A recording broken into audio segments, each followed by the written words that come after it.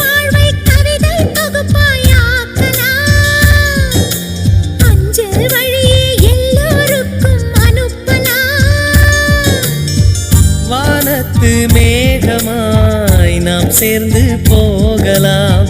பூங்கொத்தை போலவே முகம் வைத்து வாழலாம். நம் சிரிப்பை படம் பிடித்து வாழ்த்து மடல் வழங்கிடலாம்.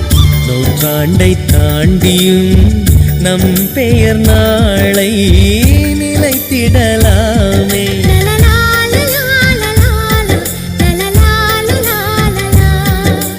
ஹாப்பி நியூ இயர் வந்ததே, அன்பை சொல்லி ஆசை உள்ளம் துள்ளி